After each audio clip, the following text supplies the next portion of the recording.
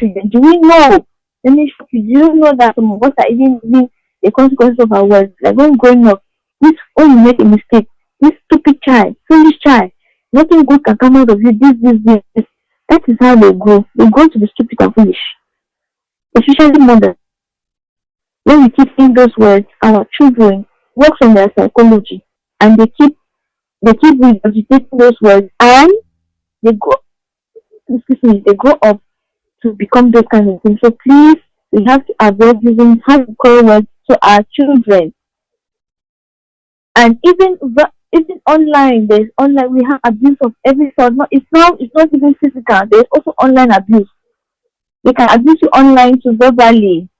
So all those things are they are very crucial. We need to take into consideration all that, and we need to teach our children to be aware. But we have to start by ourselves. We have to be the role model. We have sexual abuse.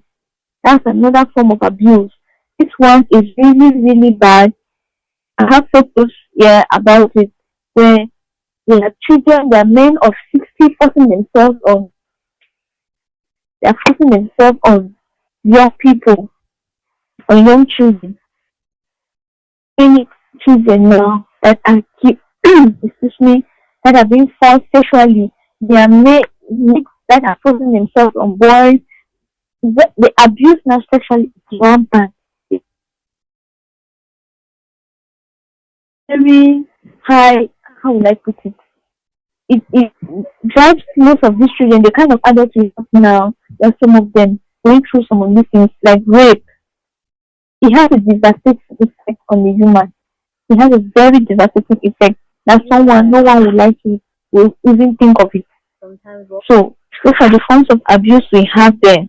So now the difference between discipline and abuse.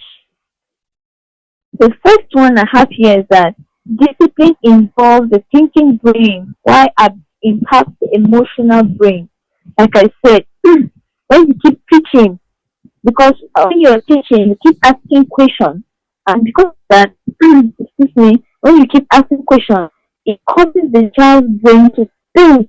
You are activating the thinking part of the brain. But abuse uses the emotional part of the brain. That emotional part of the brain was created for harm. Like when you're in danger.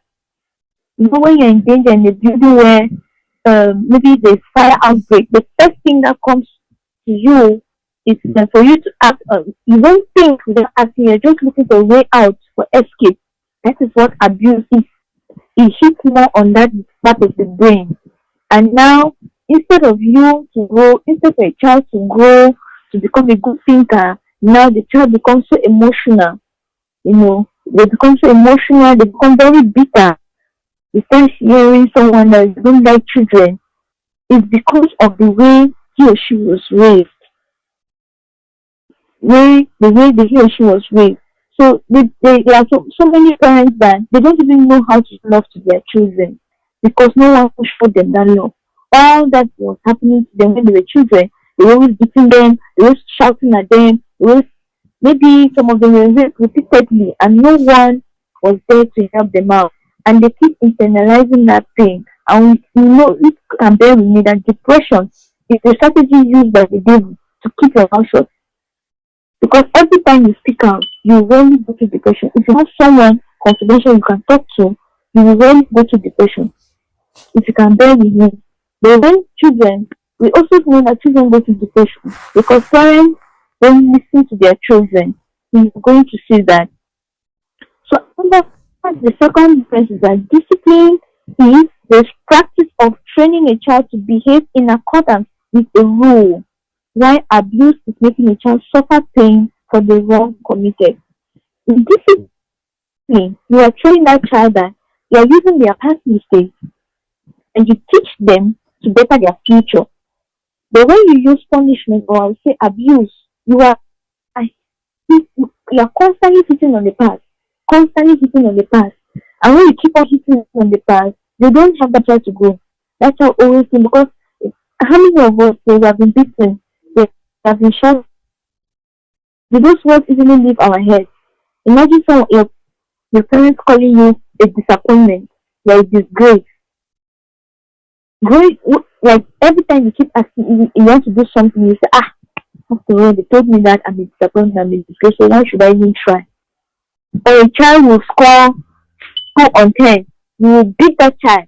You have never taken to teach that child that this is how you're supposed to do, this is how you're supposed to do. You keep hitting the child. That child will never want yes, the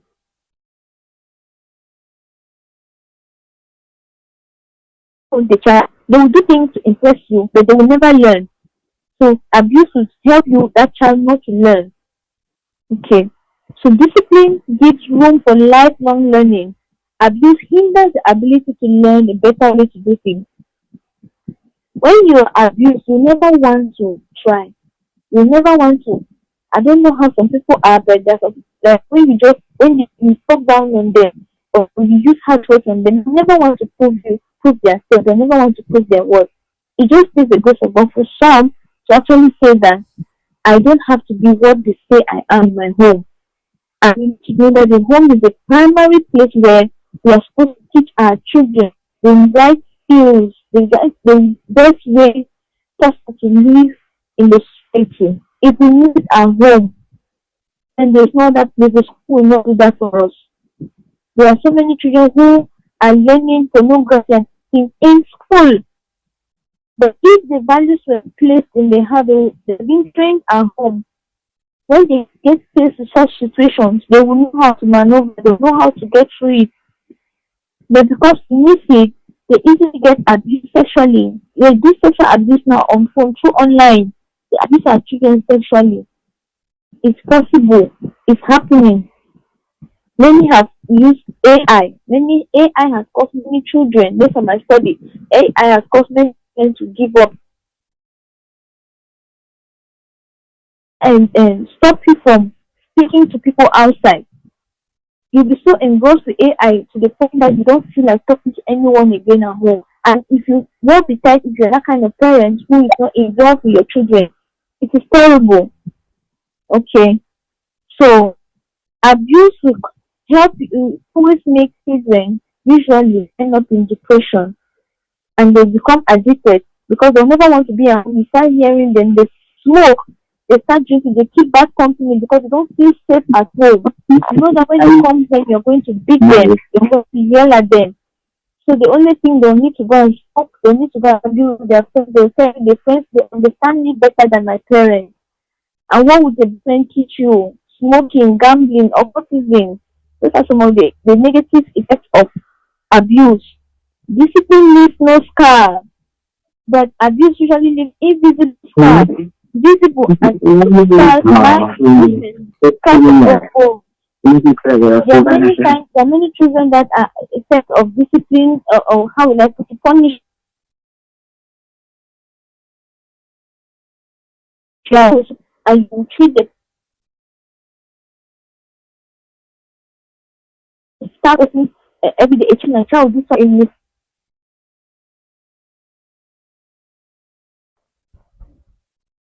vagina of a little girl I was living with her. How can human really get to that point? How can and then you tell me that when that person grow up, how will that girl be? She will also still practice the same that even if she doesn't do the same thing, but you have taken a part of her that it's only the grace of God that can restore it. So yeah, the better